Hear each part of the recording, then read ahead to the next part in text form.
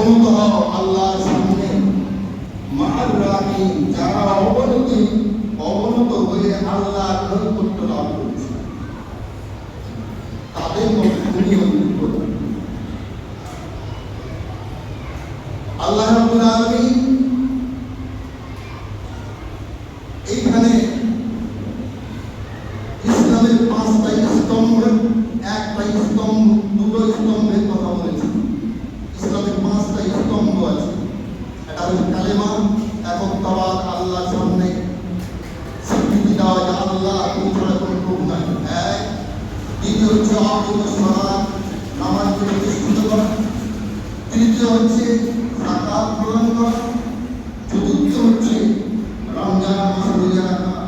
পঞ্চম হচ্ছে অর্থ হলে বাইতুল্লাহ হজ। এই 5টা স্তম্ভের উপরে ইসলাম দণ্ডায়মান, ইসলাম দাঁড়িয়ে আছে। তার ভিতরে একটা স্তম্ভ হচ্ছে অর্থ যাকাত, যাকাত প্রদান করো। যাকাত কেন? দেখবেন যেখানে যারা প্রদান করা জানেন তারা দেখবেন অধিকাংশ জায়গায় যেখানে নামাজের কথা বলা হয়েছে সেখানে যাকাতের কথা বলা হয়েছে। অর্থ সালাত, অর্থ যাকাত বলা হয়েছে। নামাজের পরে পরেই যাকাতের কথা বলা হয়েছে। কেন? তুমি তো নামাজ পড়বে, কিন্তু তুমি যদি তোমার যে মাল আছে ওই মালের তুমি যাকাত না দাও তাহলে তোমার নামাজ পরিশুদ্ধ হবে। এই জন্যে আল্লাহ রাব্বুল আলামিন নামাজের সাথে স্মরণ করাচ্ছে, তুমি নামাজ পড়েছ, যাকাত দাও। এই যাকাত একটা নিসাব পরিমাণ অর্থ হলে, নিসাব পরিমাণ সম্পদ হলে এর যাকাত প্রদান করতে হবে। নিসাবটা কি? নিসাব হচ্ছে যদি 52 ভরি চাঁদির পরিমাণ যদি আপনার কাছে অর্থ শর্ত থাকে, 52 ভরি চাঁদি, এই পরিমাণ যদি কোনো অর্থ শর্ত আপনার কাছে থেকে থাকে তাহলে আপনি নিসাবে পৌঁছে গেছেন, আপনাকে যাকাত প্রদান করতে হবে। যদি আপনি যাকাত প্রদান না করেন তাহলে আপনার যে মাল, এই সমস্ত মাল আপনার জন্য হারাম হবে। সমস্ত মালের যাকাত দিতে হবে যখন নিসাবে চলে আসে।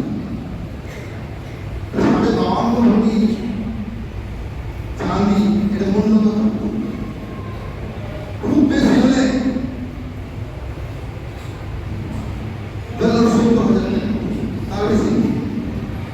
তাহলে 70,000 টাকা যখন আপনার উদ্বৃত্ত ক্যাশ হবে, আপনার নিত্য প্রয়োজনীয় যা কিছু আছে সমস্ত বাদ দিয়ে যখন 70,000 টাকা আপনার ক্যাশ হবে, তখন আপনাকে ওই ক্যাশ থেকে আপনাকে যাকাত প্রদান করতে হবে।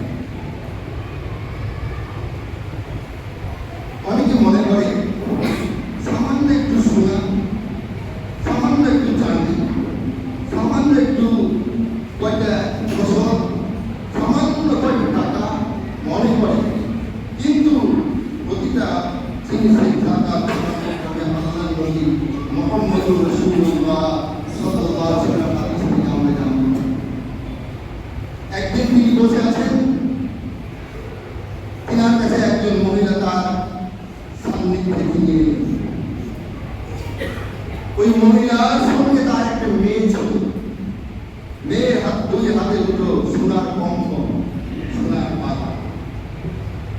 নবী মুহাম্মদুর রাসূলুল্লাহ সাল্লাল্লাহু আলাইহি ওয়াসাল্লাম বললেন, তুমি কি তোমার এই মেয়ের কঙ্কনগুলার কি যাকাত দাও? সে বলল, না, আমি যাকাত দিই। আল্লাহ নবী বললেন, তুমি কি এটা ভালোবাসো যে আল্লাহ তোমার এই মেয়ের দুই হাতে দুটো আগুনের কঙ্কন, আগুনের কঙ্কন তৈরি করে দিই, আগুনের চুড়ি বানিয়ে দিই, তুমি কি এটা চাও? মেয়েটি বললেন, না। বলার সাথে এই চুড়িগুলাকে তুলে দিলেন। কি বুঝলেন? আমরা মনে করি সামান্য সোনা। মা উম্মে সালমা রাদিয়াল্লাহু তাআলা আনহা, তিনি একজন